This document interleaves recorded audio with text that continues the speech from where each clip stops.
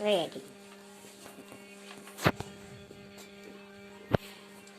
हाँ, तो लैमार्क का कहना था किसी भी अंग का उपयोग अगर आप अधिक करेंगे तो वह अंग आपका ज़्यादा विकसित हो जाएगा, और किसी भी अंग का आप प्रयोग करना छोड़ देंगे तो वह अंग धीरे धीरे आपका विलुप्त हो जाएगा।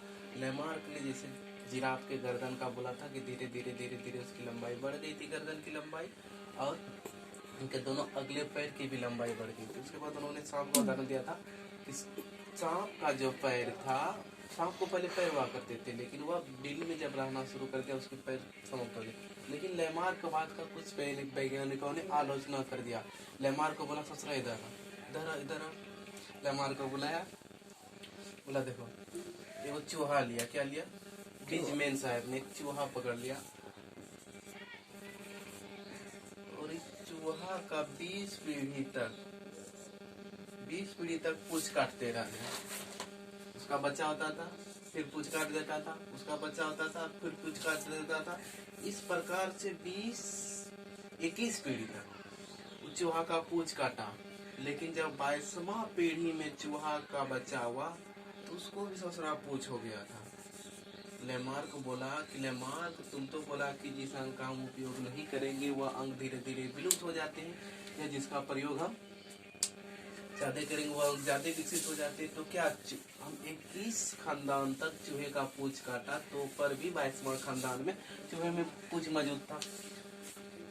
तो लैमार्क कुछ जगह गलत हो जाते हैं। उसके बाद आते हैं भारतीय सभ्यता के अनुसार, अगर हम हड़प्पा सिंधु सभ्यता या तो बहुत पुराना सभ्यता ले तो कान को छिदवाने का रस्म महिलाओं में प्रथा चलती आ रही है। जैसे कि अभी का लड़कियां, उसका मम्मी कान छिदाई, उसका मम्मी कितना का मम्मी कान में करवाई।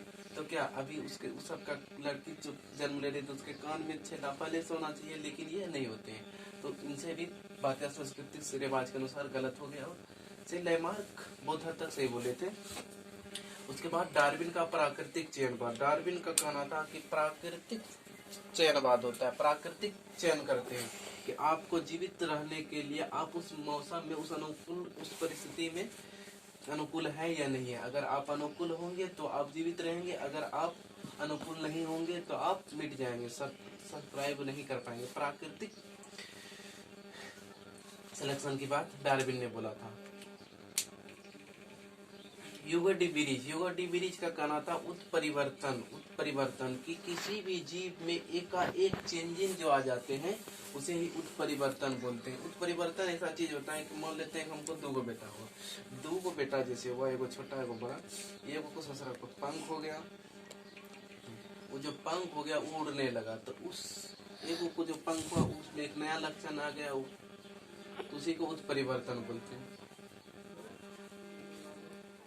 उत्परिवर्तन कई प्रकार के होते हैं। एक बिंदु उत्परिवर्तन होता है, जीन उत्परिवर्तन होता है, कायकी उत्परिवर्तन होता है। इसके बाद आपका कायकी उत्परिवर्तन होता है शरीर में परिवर्तन, जैसे कि एक भाई बड़ा छोटा, लंबा मोटा चौड़ा, या तो पतला दुबला।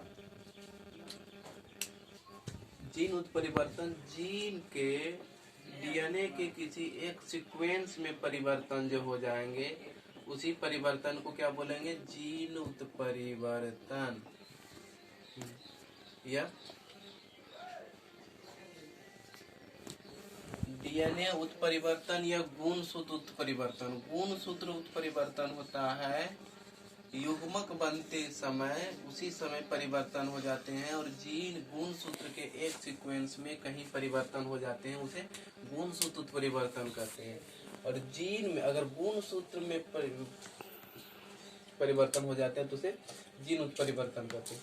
कायकी उत्परिवर्तन, शरीर में परिवर्तन, जैसे कि रावण का एक भाई बहुत लंबा चौड़ा था, रावण बहुत छोटा था, हो गया, बंद करो।